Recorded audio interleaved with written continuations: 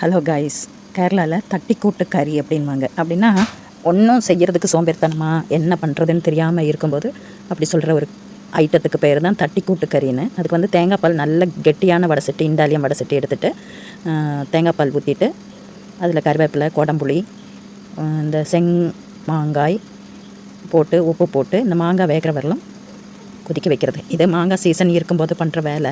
என்ன வேணாலும் போடலாம், மாங்காவை போடலாம், மாங்காவை மட்டும் கறி வைக்கலாம், மாங்காயில் மீனை போட்டு ப்ரானை போட்டு என்ன வேணாலும் கறி பண்ணலாம். இது வந்து நல்லா வெந்ததுக்கப்புறமேலு, மாங்காய் வெந்ததுக்கப்புறமேலு மீனை வந்து வறுத்து வச்சுருக்கிற மீனை வந்து இதில் போட்டு திரும்ப கொதிக்க வைக்கிறது. இதெல்லாம் என்னோடய கண்டுபிடிப்பு.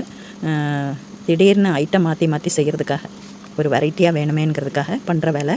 கடுகு கூட தாளிக்க வேண்டாம், ஏன்னா தேங்காய் பால் நிறையா ஊற்றிருக்கிறோம். கடைசியாக கெட்டியான தேங்காய் பால் ஊற்றிட்டு பச்சை தேங்காய் எண்ணெய் மெல்ட்டாக அப்படி ஊற்றினா போதும். நான் அதை கூட செய்யலை. ரொம்ப டேஸ்ட்டாக இருக்கும். இந்த வெரைட்டி வந்து ரொம்ப டேஸ்ட்டாக இருக்கும். சோறு கூட ஊற்றி சாப்பிட்றது. பச்சை மீன் சேர்த்து வச்சாலும் சூப்பராக இருக்கும். பச்சையாக மீன் இருக்கும்ல, ஃப்ரெஷ் மீன், வறுத்த மீன் இல்லாத மீனை சேர்த்துனாலும் நல்லாயிருக்கும். அதுதான் ஒரிஜினல். அப்படி தான் செய்கிறது. நான் வந்து 2-3 நாள் இது ஃப்ரிட்ஜில் பரட்டி இருந்தது. அப்புறம் இனி அதை வறுத்தா வேறு ஒரு டேஸ்ட்டாக இருக்கும். அதனால் வறுத்துட்டு தேங்காய் பாலில் வச்சிட்டோம்னா இந்த ஃபஸ்ட்டு தேங்காய் பால் கடைசியாக ஊற்றணும். சூப்பராக இருக்கும்.